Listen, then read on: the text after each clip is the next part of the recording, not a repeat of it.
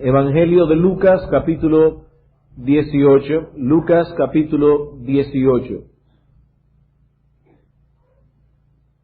Continuamos predicando en esta parábola y la estamos tomando como base para esta serie de mensajes sobre el tema de la justificación por la fe, un tema trascendental al Evangelio de nuestro Señor Jesucristo. No comprender la doctrina de la justificación por la fe es no comprender el Evangelio de nuestro Señor Jesucristo. Dice el apóstol Lucas en su Evangelio, versículo 9, a unos que confiaban en sí mismos como justos y menospreciaban a los otros, dijo también esta parábola. Dos hombres subieron al templo a orar, uno era fariseo y el otro era publicano. El fariseo, puesto en pie, oraba consigo mismo de esta manera: Dios, te doy gracias porque no soy como los otros hombres, ladrones, injustos, adúlteros, ni aun como este publicano. Ayuno 2 veces a la semana, doy diezmos de todo lo que gano. Mas el publicano, estando lejos, no quería ni aun alzar los ojos al cielo, sino que se golpeaba el pecho diciendo: Dios, sé propicio a mí, pecador. Os digo que éste descendió a su casa justificado antes que el otro, porque cualquiera que se enaltece será humillado, y el que se humilla será enaltecido. He aquí una historia bien sencilla de dos hombres que suben al templo a orar, un fariseo y un publicano. Uno de ellos, el fariseo, representa a todos aquellos que piensan que serán aceptados delante de Dios por ciertas características personales y por ciertas obras que ellos presentan delante de Dios, por su fidelidad en el cumplimiento de sus deberes religiosos, mientras el otro, el publicano, representa a todos aquellos que, sabiendo que no poseen nada en sí mismos que pueda lograr aceptación delante del trono de Dios, ellos confían totalmente en la provisión que Él, o sea Dios, ha hecho por nosotros. Y el veredicto del Señor Jesucristo es claro y contundente respecto a estos dos hombres. Todos aquellos que asumen la forma de pensar del fariseo, que piensan hallar aceptación delante del trono de Dios por su carácter personal y por sus obras, regresarán a su casa con la ira de Dios morando sobre ellos. Regresarán estando aún sumidos en condenación. Mientras, todos aquellos que al igual que el publicano claman por misericordia, que vienen delante de Dios conscientes de sus propios pecados y cuya esperanza está puesta totalmente en la justicia de otro, regresarán a sus casas justificados como regresó este publicano. Y durante varias semanas hemos estado tratando de explicar, de definir el significado exacto de las palabras del Señor en el versículo 14. Os digo que el publicano, el traidor, el extorsionador, descendió a su casa justificado antes que el otro, que el moralista fariseo. ¿Qué es lo que significa exactamente estas palabras cuando el Señor dice que el publicano regresó a su casa justificado? Y para poder definirlo de la manera más exacta posible, hemos seguido fielmente la declaración que aparece en el Catecismo Mayor de Westminster, explicando y probando bíblicamente cada uno de los elementos que aparecen en esa declaración de fe. Este catecismo es de gran ayuda debido a que el material bíblico acerca de la justificación es tan vasto que necesitamos alguna declaración que pueda resumir todo lo dicho en la Escritura al respecto. Y la razón por la cual nosotros estamos usando aquí en este púlpito el Catecismo Mayor de Westminster es porque entendemos que la declaración de fe que aparece en dicho catecismo es una expresión fiel y exacta de la enseñanza bíblica sobre la justificación por la fe.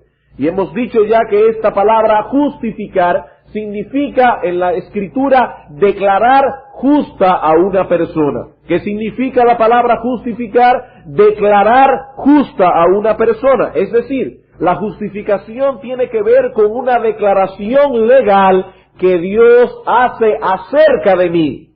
La justificación no tiene que ver con una obra que Dios hace en mí. La obra que Dios hace en nosotros es la santificación, y no podemos confundir una cosa con la otra. La justificación es una declaración legal que Dios hace acerca del pecador. Es decir, el publicano que regresó a su casa justificado, regresó realmente con la bendición de que Dios lo declaró inocente en su augusto tribunal. Él fue declarado absuelto. Y luego de definir bíblicamente el significado de esa palabra, pasamos a considerar la definición que nos provee el Catecismo Mayor de Westminster.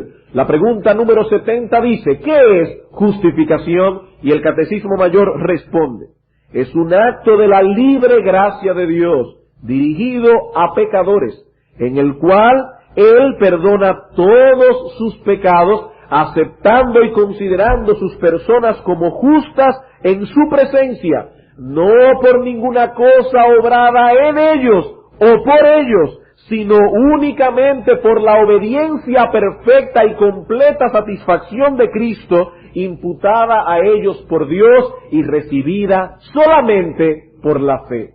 Esa es la declaración que estamos tratando de definir en estos domingos. Para ello hemos dividido la declaración del catecismo en sus 7 elementos,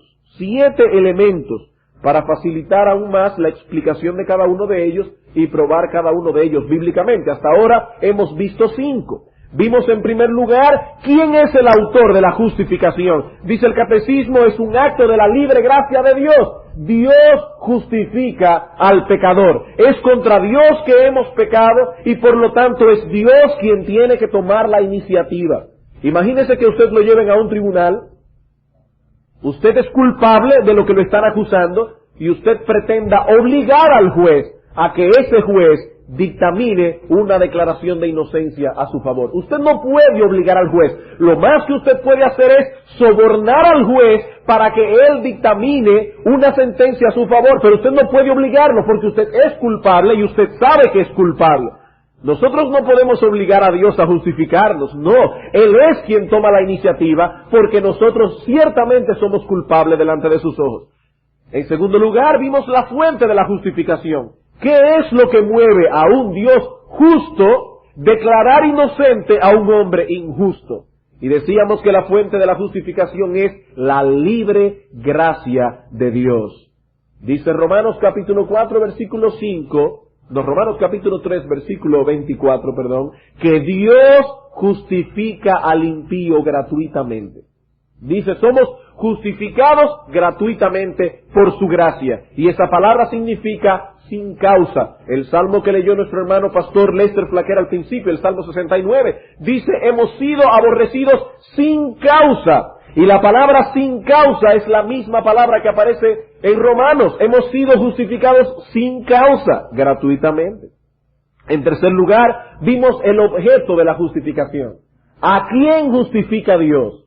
¿A los pecadores que son más o menos buenos? Dice el texto de Romanos capítulo 4, versículo 5, Dios justifica al impío. ¿A quién justifica Dios? Al impío, no al bueno. En cuarto lugar, vimos la esencia de la justificación y veíamos que en primer lugar es un acto. La justificación no es un proceso.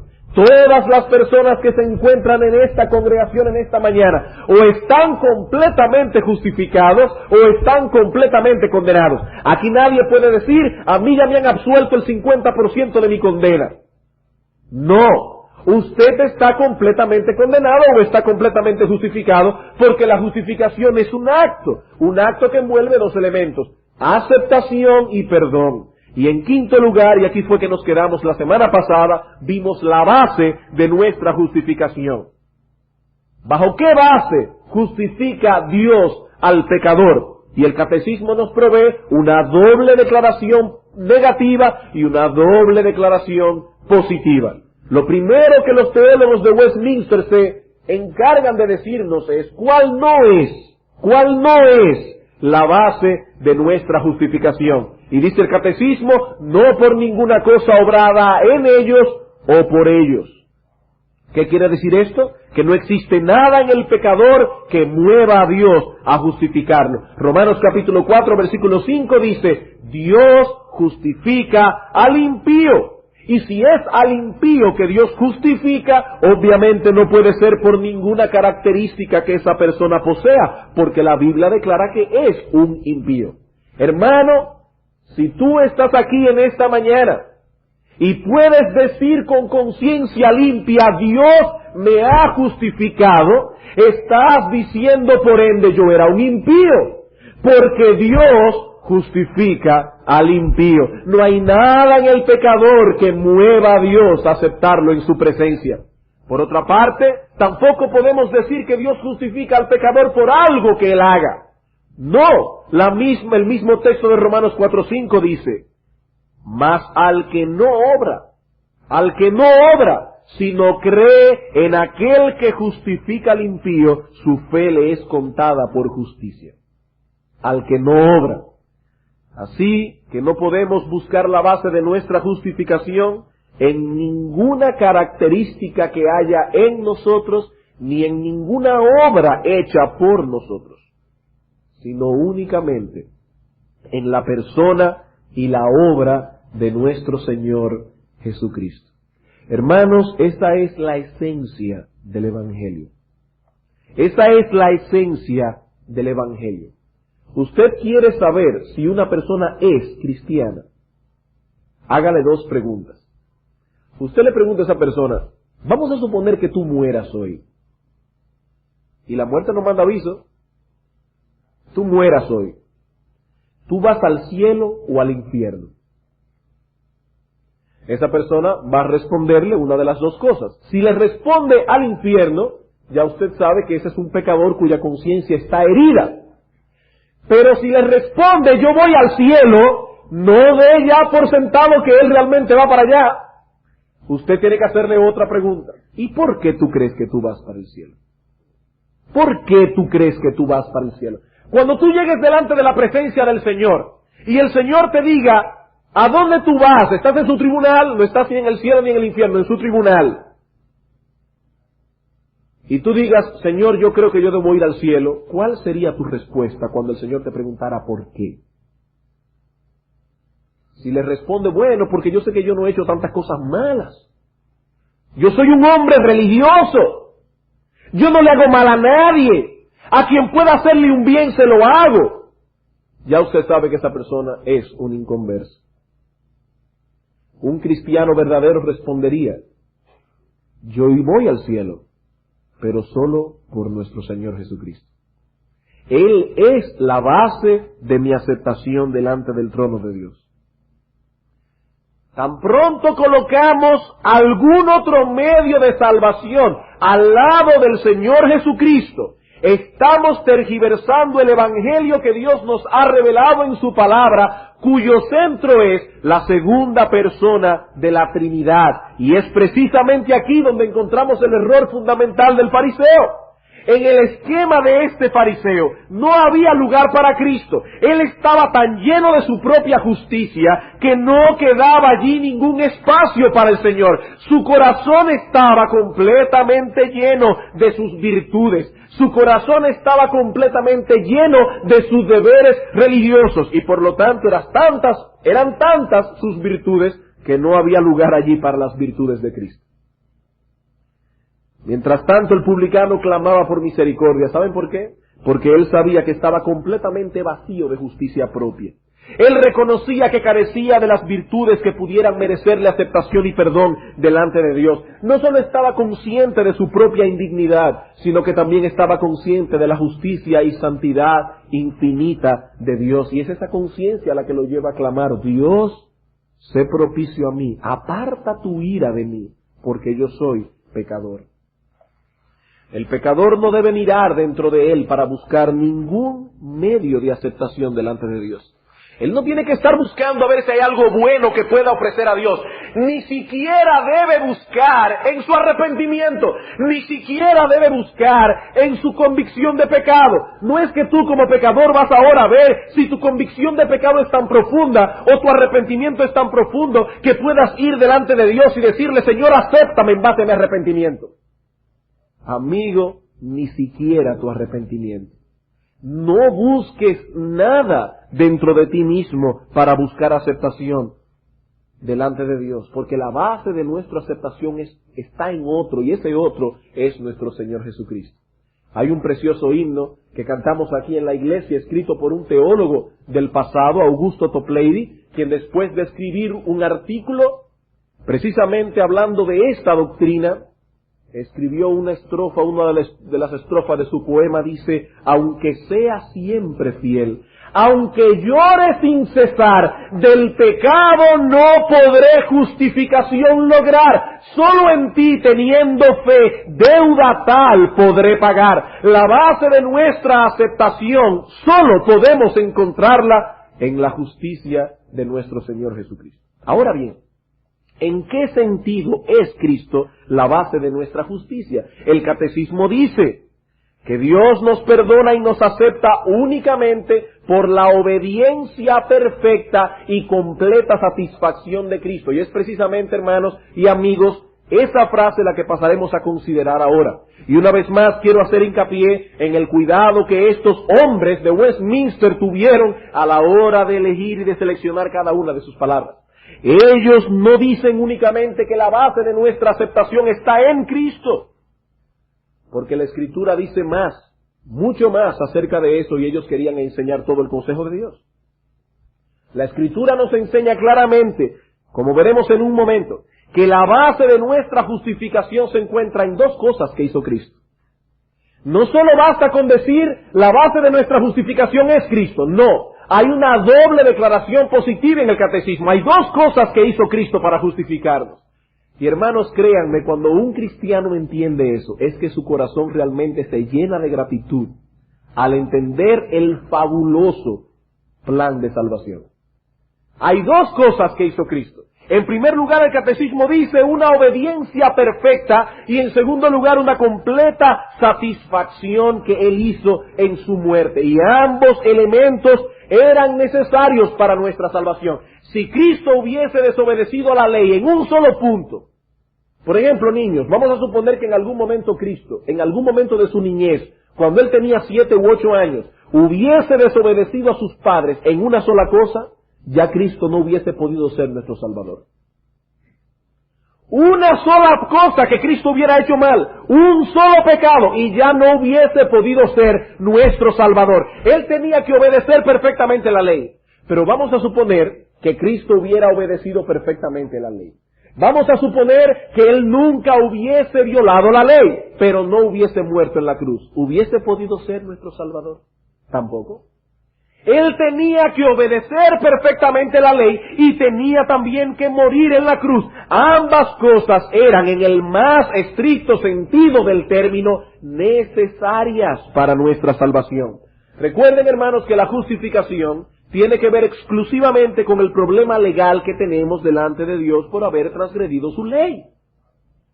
Y la ley de Dios tiene dos elementos.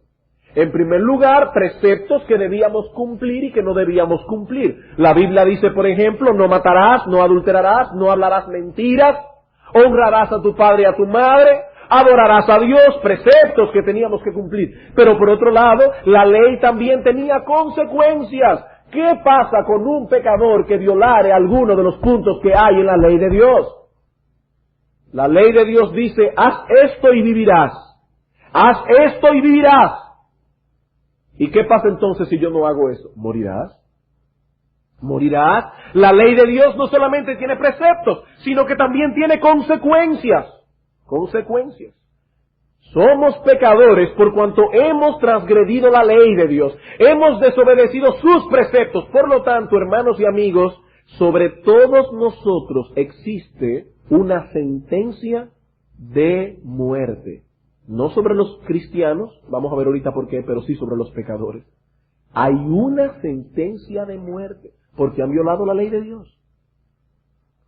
Para que Dios pudiera declararnos justos en su presencia, en base a la justicia de otro, ese otro tenía que cumplir perfectamente la ley en nuestro lugar, pero también tenía que morir para pagar nuestras transgresiones. Las dos cosas. Tenía ese otro que cumplir perfectamente la ley, Pero no solo eso, tenía que pagar la deuda que ya habíamos contraído con Dios. Alguien tenía que cumplir nuestra sentencia de muerte. Por lo tanto, hermanos, Cristo, y solo Cristo puede ser nuestro Salvador, precisamente porque Él hizo las dos cosas. Él cumplió perfectamente la ley de Dios, y esa obediencia es puesta a nuestra cuenta cuando nosotros creemos en Él. Pero todavía quedan pendientes todas las transgresiones que nosotros cometimos contra su ley. Y por esas transgresiones fue que Él murió. Su muerte fue en pago de esa deuda que los pecadores teníamos delante de Dios. En otras palabras, nosotros decimos muchas veces que somos salvados por la muerte de Cristo. Hermanos, eso es una mitad de la verdad. Eso es una media verdad. Nosotros no solamente hemos sido salvados por la muerte de Cristo, también hemos sido salvados por su vida. Tanto la vida de Cristo como su muerte es la base de nuestra justificación. Por eso el catecismo dice, somos justificados únicamente por la obediencia perfecta de Cristo, rendida a la ley durante su vida, y por su completa satisfacción muriendo en la cruz por nuestras transgresiones. Las dos cosas. Veamos la base bíblica de esta declaración doble, considerando en primer lugar la perfecta obediencia de Cristo como base para nuestra justificación. Mateo capítulo 3. No basta con que el catecismo mayor lo diga, tenemos que verlo en la Escritura. Mateo capítulo 3, versículos 13 al 17. Es un pasaje muy famoso. Aquí tenemos el relato del bautismo de nuestro Señor Jesucristo de manos de Juan el Bautista. Debo aclarar aquí que el bautismo de Juan y el bautismo de Cristiano no son exactamente iguales. ¿Recuerdan aquel pasaje en Hechos capítulo 19, cuando el apóstol Pablo pregunta a algunos discípulos en Éfeso, ¿con qué bautismo fuisteis bautizados? Y ellos dicen con el bautismo de Juan, porque el bautismo de Juan y el bautismo cristiano no son exactamente iguales. Pero hay un punto en que el bautismo de Juan y el bautismo cristiano son idénticos. ¿Saben cuál? Que ambos bautismos son para pecadores. Que ambos bautismos son para pecadores. Noten el versículo 11 del capítulo 3, el apóstol Juan dice, Juan el Bautista, yo a la verdad os bautizo en agua para arrepentimiento. Para arrepentimiento. Es decir, que son los pecadores los que deben bautizarse. El bautismo es una ordenanza diseñada para pecadores arrepentidos. Y allí estaba Juan el Bautista en el río Jordán, bautizando a los pecadores que venían a él, cuando de repente ocurre algo verdaderamente inesperado. ¿Qué fue lo que ocurrió? Que nadie estaba esperando, y mucho menos Juan el Bautista, que aquel de quien la Biblia declara que no conoció pecado, que nunca desobedeció la ley divina, que en una ocasión dijo, mi comida es hacer la voluntad de Dios, ahora viene delante de Juan para ser bautizado. Versículo 13. Entonces Jesús vino de Galilea a Juan al Jordán para ser bautizado por él. Y uno se pregunta, ¿cómo es posible que el inmaculado Hijo de Dios, aquel que no conoció pecado, que nunca desobedeció la ley divina, ahora vaya a bautizarse? Eso fue lo que sorprendió a Juan. Vean el versículo 14. Mas Juan se le oponía diciendo, no, Señor, yo necesito ser bautizado por ti y tú vienes a mí. ¿Cómo es posible que yo estoy aquí predicando un bautismo para arrepentimiento de pecados? Y tú que eres sin pecado, vienes a ser bautizado por mí. Noten, hermanos, la respuesta de nuestro Señor Jesucristo. Versículo 15. Pero Jesús le respondió, deja ahora, porque así conviene que cumplamos toda justicia. Deja, dice Cristo. Deja. Juan, es necesario que yo llene a la perfección la norma divina de justicia. Eso es lo que le está diciendo. Es parte de mi obediencia salvífica. Yo tengo que cumplir todas las normas exigidas por Dios de justicia. Por eso Dios el Padre se complació cuando vio a su Hijo bautizándose. Y Dios sabía que su Hijo era sin pecado. pero Él estaba allí cumpliendo toda justicia por nosotros. Versículo 16, después que fue bautizado, subió luego del agua, y he aquí los cielos fueron abiertos, y vio al Espíritu Santo que descendía como paloma y venía sobre Él. Y hubo una voz de los cielos que decía, este es mi Hijo amado, en quien yo tengo complacencia. Esta declaración es interesante, hermanos, porque allí Dios estaba declarando que aunque su Hijo se estaba bautizando, Él no había pecado nunca. El Padre no dice, este es mi Hijo amado, en quien yo una vez tuve complacencia. Él dice, no, este es mi Hijo amado, en el que yo siempre me complazco, porque Él siempre hace mi voluntad. No crean que Él está allí bautizándose por ningún pecado. No, Él es mi Hijo amado, en Él tengo toda mi complacencia, pero también me estoy complaciendo en que se bautice, porque Él está cumpliendo toda justicia y es necesario que Él lo haga. Otro texto, Mateo capítulo 5, versículo 17. Mateo capítulo 5, versículo 17. Los judíos tenían una gran expectativa con respecto al Mesías. Ahora el Mesías ha llegado y el Mesías quiere aclararles a ellos en qué consiste su misión. Dice en el versículo 17, no penséis que he venido para abrogar la ley o los profetas. No he venido para abrogar, sino para cumplir. Yo he venido a hacer todo lo que la ley dice. Una de las formas en que Cristo vino a cumplir la ley es precisamente obedeciéndola en su propia vida. Él tenía que cumplir la ley en nuestro lugar. Romanos capítulo 5, versículo 19. Romanos capítulo 5, versículo 19. Y este texto sí que es crucial. Dice un teólogo contemporáneo en su teología sistemática que usted sabe, si un teólogo es un buen teólogo, si usted toma su Nuevo Testamento griego y lo deja que se abra solo y se abre en Romanos capítulo 5. Este texto es crucial. Dice Pablo en Romanos capítulo 5, versículo 19, porque así como por la desobediencia de un hombre, es decir, Adán en el huerto del Edén, los muchos fueron constituidos pecadores, así también por la obediencia de uno, los muchos serán constituidos justos. Hermanos, aquí no se menciona nada acerca de la muerte de Cristo. Aquí no dice por la muerte de uno, aquí dice por la obediencia de uno. Ciertamente esa obediencia fue hasta la muerte y muerte de cruz, como dice Pablo en la carta a los Filipenses. Pero no se limita únicamente a eso. Cristo cumplió a la perfección todas las demandas de la ley divina.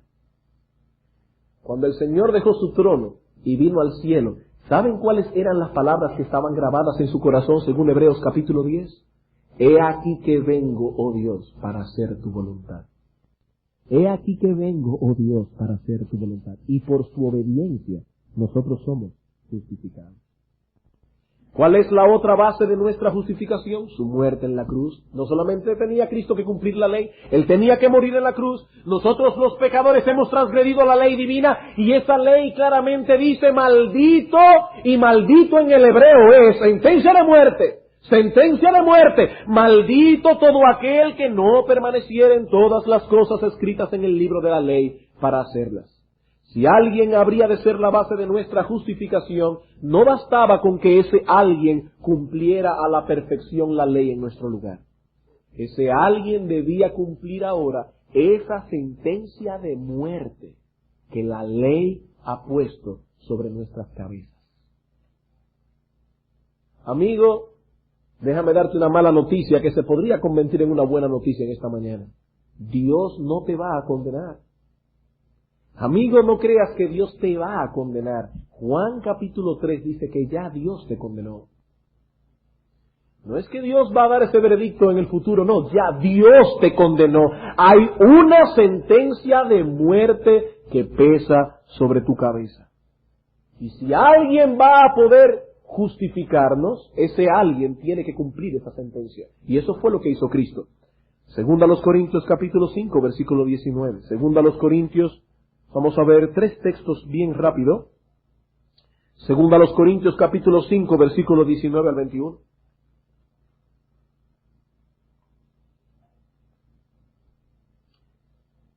Dice aquí que Dios estaba en Cristo reconciliando consigo al mundo, no tomándoles en cuenta a los hombres sus pecados, y nos encargó a nosotros la palabra de la reconciliación. Así que somos embajadores en nombre de Cristo, como si Dios rogase por medio de nosotros. Os rogamos en nombre de Cristo, reconciliaos con Dios. Al que no conoció pecado, por nosotros lo hizo pecado, para que nosotros fuésemos hechos justicia de Dios en él. Y cuando Dios el Padre hizo a Cristo pecado, cuando Cristo estaba pendiente de una cruz entre el cielo y la tierra y gritó, Dios mío, ¿por qué me has desamparado? Ese texto está hablando de la muerte de Cristo.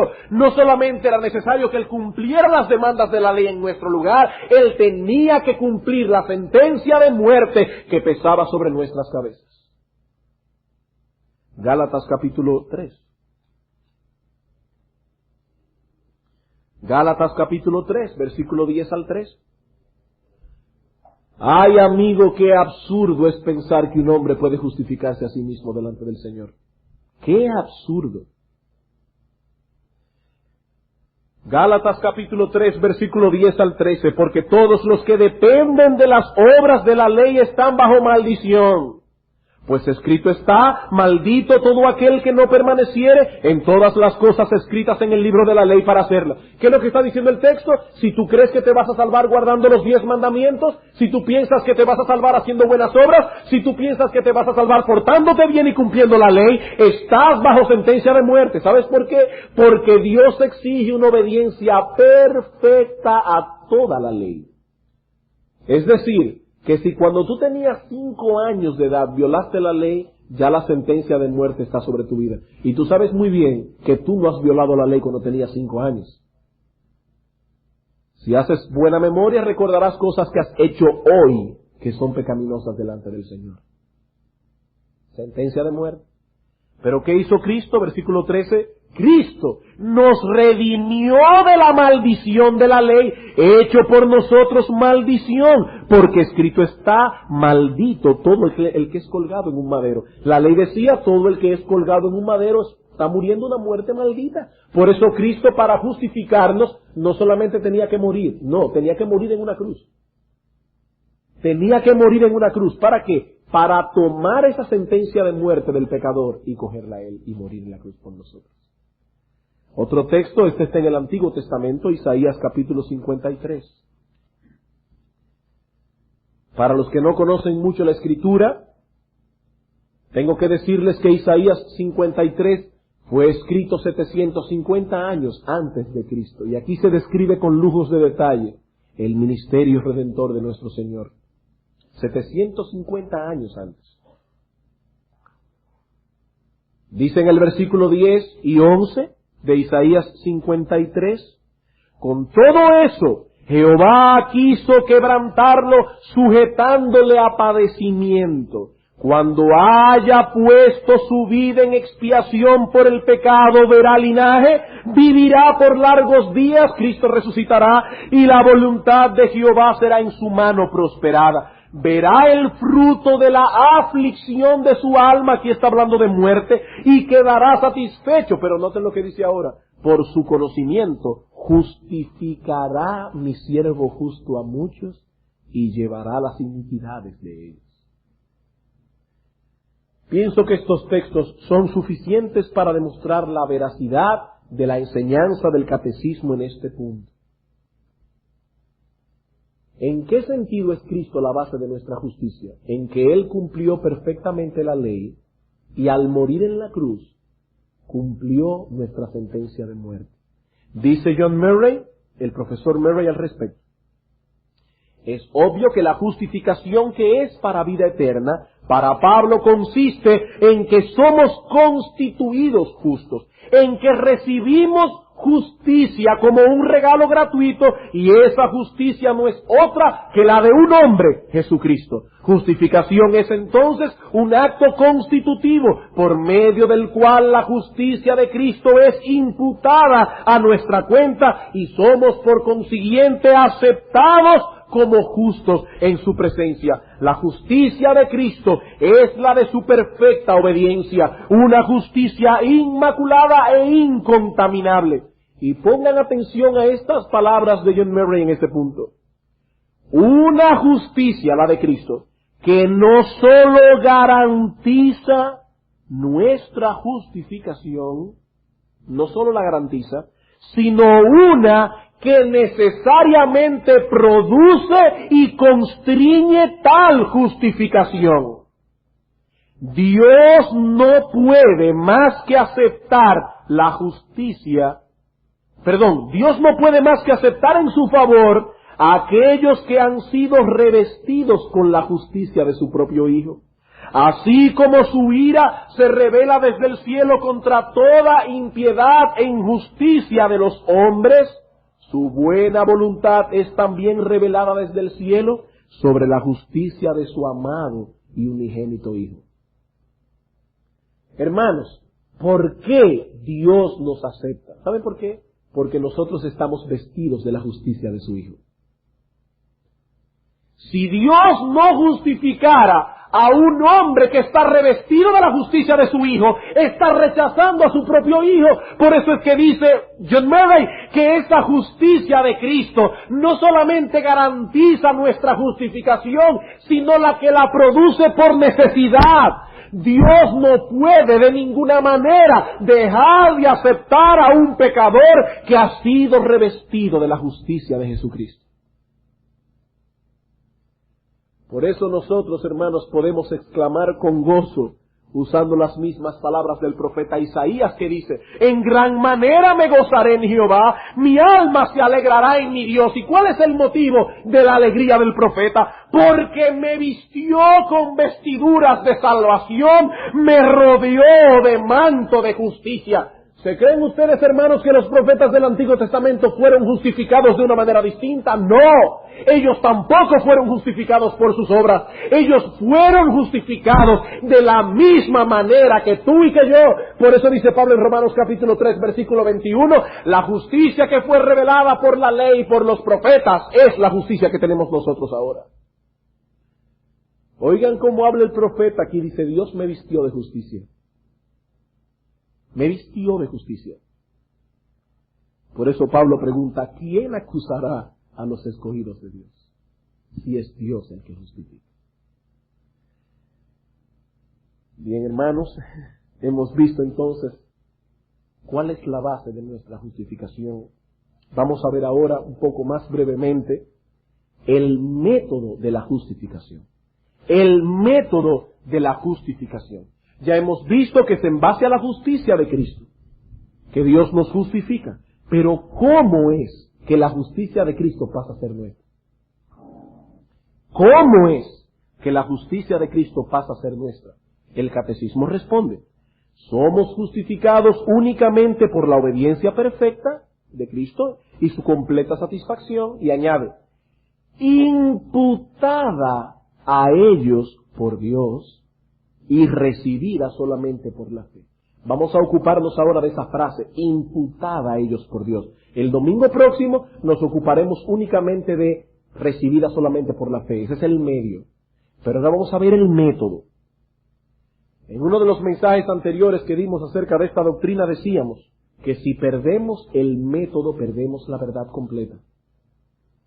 Si perdemos el método que usa Dios para justificarnos, perdemos la verdad completa. Decía Juan Bunyan, el famoso autor del Progreso del Peregrino, que si una mente no comprende el método que usa Dios para justificar al pecador, tal persona no puede ser sana en la fe. Es decir, que estamos hablando aquí de un asunto trascendental. Somos justificados cuando Dios nos imputa la justicia de Cristo. ¿Y qué significa esa palabra? Esa palabra aparece varias veces en el Nuevo Testamento, traducida de varias maneras. A veces se traduce imputar, a veces se traduce atribuir, a veces se traduce poner en la cuenta. Por ejemplo, Romanos capítulo 4, aparece varias veces esa palabra. Romanos capítulo 4.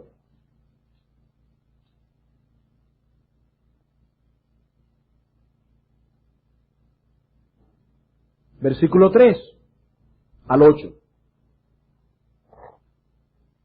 Romanos capítulo 4, versículo 3 al 8. Dice aquí: porque ¿qué dice la Escritura? Creyó Abraham a Dios y le fue, ahí está la palabra, contada, imputada por justicia. Él creyó y le fue contado o imputado por justicia. Pero al que no obra, no se le imputa, aquí está la palabra otra vez, el salario como gracia, sino como deuda. Mas al que no obra, si no cree en aquel que justifica al impío, su fe le es imputada, contada por justicia. Como también David habla de la bienaventuranza del hombre, a quien Dios imputa, aquí está la palabra, atribuye justicia sin obras, diciendo bienaventurados aquellos cuyas iniquidades son perdonadas y cuyos pecados son cubiertos. Bienaventurado el Señor, a quien el Señor no imputa el pecado, inculpa, la misma palabra. Aparece en el capítulo 4, versículo 22. Por lo cual también su fe le fue imputada, contada por justicia. Versículo 24. Sino también con respecto a nosotros, a quienes ha de ser imputada, esto es, a los que creemos en el que levantó de los muertos a Jesús. Cuando en 2 Corintios, capítulo 5, versículo 19, que dice que ya Dios no toma en cuenta nuestros pecados, lo que dice el texto literalmente es: Dios no imputa ya nuestros pecados, no los toma en cuenta. Pero uno de los textos del Nuevo Testamento más claros en cuanto al significado de esta palabra aparece en la brevísima y a veces descuidada carta de Filemón. Vamos a Filemón. Espero, hermanos, que cuando lleguen al cielo no se encuentren con Filemón y resulta que no hayan leído esta carta que fue enviada a él. Sería penoso. Y en esta breve carta de apenas 25 versículos aparece un texto clave para entender el significado de la palabra imputar. Imputar. Ustedes saben que Onésimo era esclavo de Filemón. Onésimo se escapa de su amo, le robó algunas cosas y por azar de la vida y por la soberanía de Dios, Onésimo llega a parar a la cárcel donde estaba Pablo, metido preso en Roma. El apóstol Pablo le predica la palabra a Onésimo, Onésimo se convierte y ahora Pablo le envía a Onésimo de vuelta a su amo Filemón. Pero como Onésimo le había robado algunas cosas a Filemón, el apóstol Pablo le dice lo siguiente, versículo 17. Así que si me tienes por compañero, recíbele como a mí mismo. Y si en algo te dañó o te debe, ponlo en mi cuenta.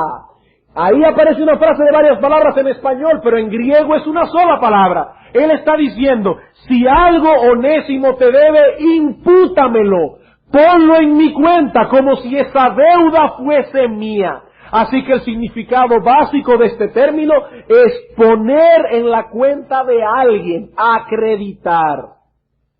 Yo quiero usar una ilustración para los niños que están aquí en esta mañana, porque si ellos me entienden, los adultos me van a entender. Vamos a suponer que tú haces algo malo, rompiste un jarrón que tu mamá te había dicho, no se pongan a estar jugando con el jarrón, pero tú te pusiste a moverlo y ¡plas!, rompiste el jarrón. Cuando tu madre viene y dice, alguien rompió el jarrón y te pregunta a ti, ¿quién fue que lo rompió? Y tú dices, claro, pecaminosamente, perversamente, malignamente dices, fue mi hermanito que lo rompió. ¿Sabes lo que tú estás haciendo? Estás imputando tu falta a tu hermanito. Estás poniendo en la cuenta de tu hermanito una falta que es tuya. Eso es imputar. Poner en la cuenta de otro, acreditarle a otro. Lo que pasa es que imputar puede ser negativo, puede ser positivo. Tú puedes pegarle a otro algo malo y también puedes pegarle algo bueno. Eso es imputar.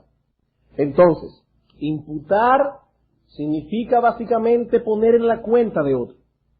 Por lo tanto, cuando decimos que el método que usa Dios para justificarnos es el de imputarnos la justicia de Cristo, lo que estamos diciendo es que su justicia ha sido puesta a nuestra cuenta. La justicia del Señor, ahora su justicia, toda la obediencia que el Señor Jesucristo rindió en su vida a la ley divina, ahora es nuestra. Hemos sido revestidos de su justicia. Cuando el apóstol Pablo dice en Romanos capítulo 5, versículo 19, que por la obediencia de uno, los muchos serán constituidos justos, lo que él está diciendo es que la obediencia de Cristo, Dios la ve ahora como si fuese nuestra. Esa obediencia nos ha sido imputada. Esa obediencia ha sido puesta a nuestra cuenta. Vamos a ver ahora un texto también bien breve, pero lleno de significado. Primera a los Corintios, capítulo 1, versículo 30.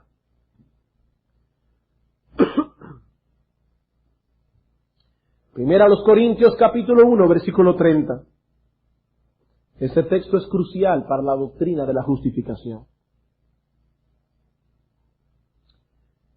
Dice aquí, mas por Él, es decir, Dios, estáis vosotros en Cristo Jesús, el cual nos ha sido hecho por Dios sabiduría, justificación, santificación y redención.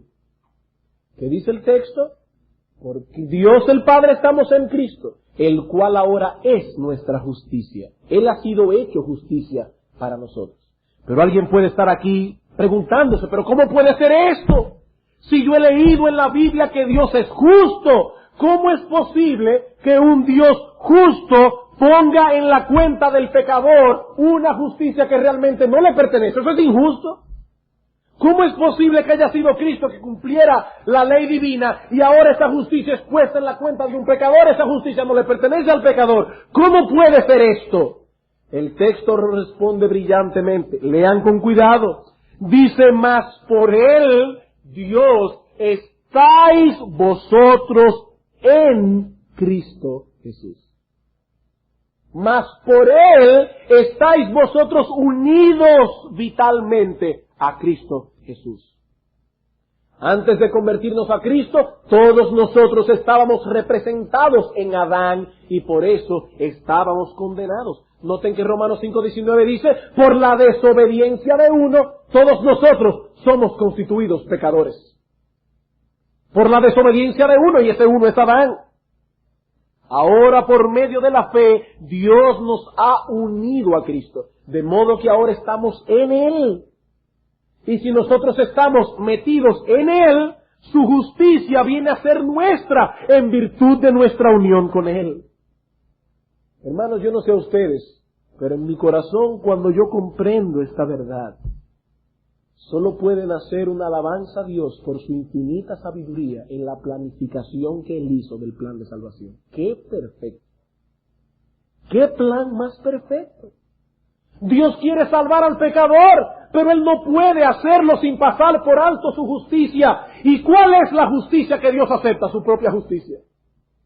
Dios no acepta otra justicia que no sea la suya propia. Por eso tiene que venir el mismo Dios en persona, hecho hombre, cumplir perfectamente la ley de Dios en nuestro lugar, morir por nuestras transgresiones y en virtud de nuestra unión con Él, se nos imputa, se nos pone en nuestra cuenta la justicia del Hijo de Dios. Por eso el apóstol Pablo puede decir con tanta seguridad, ahora pues ninguna condenación hay para los que están en Cristo Jesús.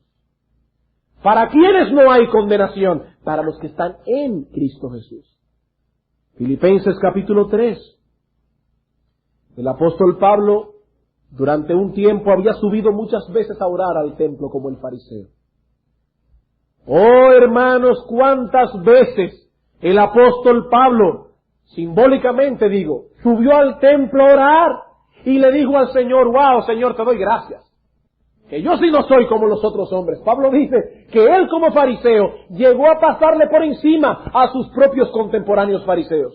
O sea que él era un fariseo. Él era la quinta esencia del fariseísmo. ¿Cuántas veces Pablo subió al templo a orar y le dijo, Señor, te doy gracias porque no soy como los otros hombres? Oh Señor, soy hebreo de hebreos. En cuanto a la ley, cumplidor de la ley. En cuanto a la religión, fariseo. Y por si todo eso fuera poco, Señor, nacido en la tribu de Benjamín. Wow, Señor. Te doy gracias por todo eso. Hasta que Pablo se encontró camino a Damasco con el Señor Jesucristo. Y oigan lo que sucedió con este fariseo. Dice él, versículo 7, pero cuantas cosas eran para mi ganancia, las he estimado como pérdida por amor de Cristo. Y ciertamente aún estimo todas aquellas cosas que él ha mencionado como pérdida por la excelencia del conocimiento de Cristo Jesús, mi Señor, por amor del cual lo he perdido todo y lo tengo por basura para ganar a Cristo.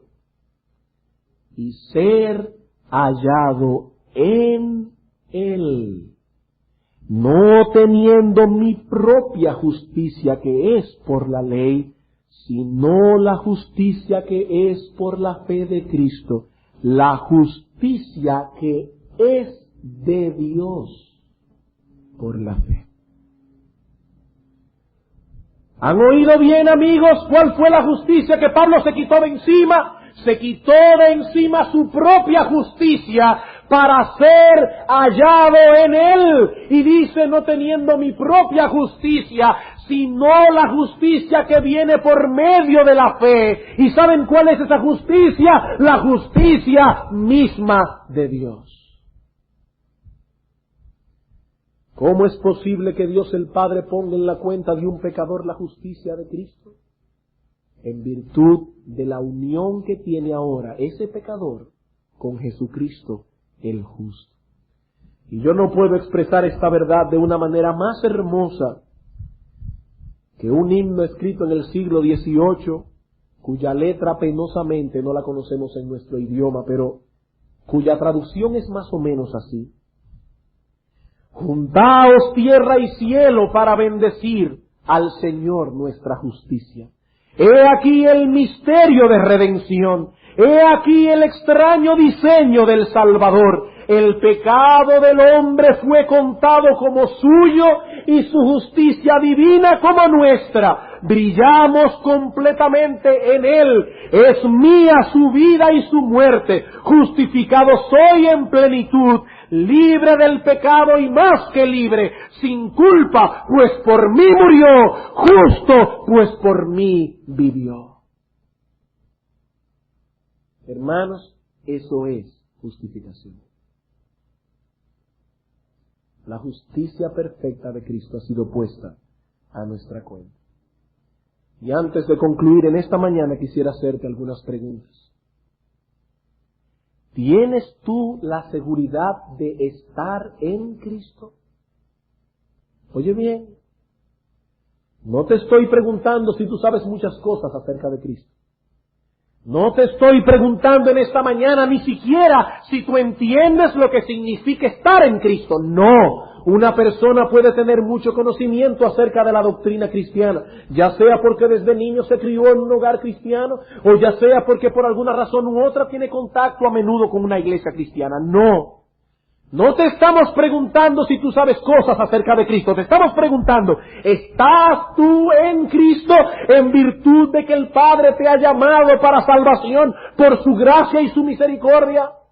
Dice 1 Corintios capítulo 1 versículo 9, fiel es Dios, por el cual fuisteis llamados a la comunión con su Hijo Jesucristo.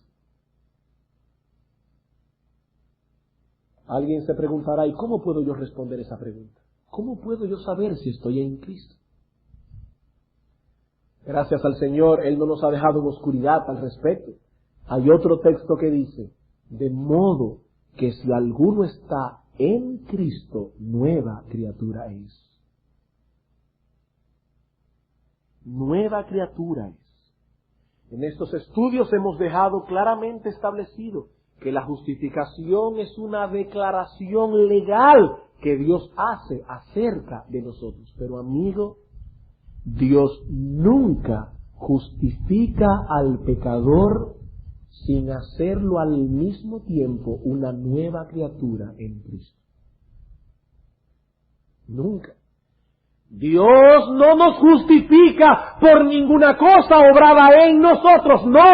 La base de nuestra aceptación está en Cristo, pero Dios nunca justifica al pecador sin hacer ciertamente una obra en ellos. Dios santifica al pecador, Dios lo hace una nueva criatura. Amigo, tú puedes decir con certeza que eres una nueva criatura. ¿Has experimentado tú en tu vida esa transformación que sufre todo aquel en quien la gracia de Dios se ha manifestado? Si no es así, no te engañes a ti mismo, tú no estás en Cristo. Tú no estás en Cristo. No pienses que Dios te ha justificado si todavía estás viviendo bajo el dominio y el control del pecado. Los cristianos no somos perfectos, no. Los cristianos no somos perfectos. Pero hay en todo creyente una obra del Espíritu de Dios que lo capacita para romper el dominio que el pecado tiene sobre su vida. El pecado sigue en nosotros presente y tenemos una lucha a diario contra el pecado y a veces fallamos en esa lucha. Pero todo creyente verdadero, oiga bien lo que voy a decir, todo creyente verdadero ahora en Cristo puede y quiere obedecer la ley de Dios. Por eso es que hay una lucha en su corazón, porque todo cristiano verdadero, por cuanto es una nueva criatura, ahora quiere y puede obedecer a Dios. Y yo te pregunto, ¿es eso así en tu vida? Si no es así, amigo, deja de confiar en tu propia justicia y clama a Dios por misericordia. Si alguna vez Dios te ha de aceptar en su presencia, solo va a ser en base a la justicia del único que complace el corazón de Dios, su amado y unigénito Hijo, nuestro Señor Jesucristo. Vamos a orar.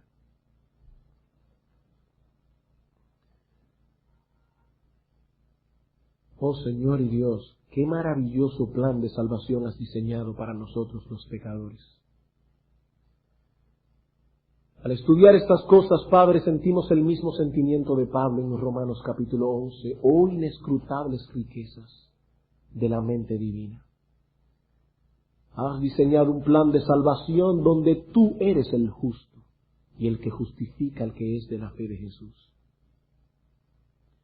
Y una vez más, Señor, queremos suplicarte que tú abras el entendimiento de algún pecador en esta mañana.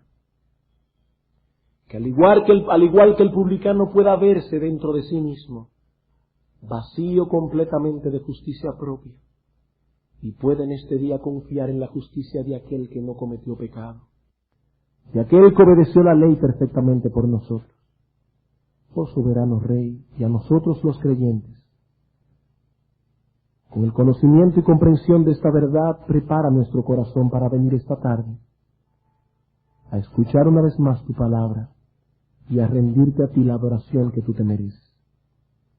Te lo pedimos en el nombre de nuestro Salvador. Amén.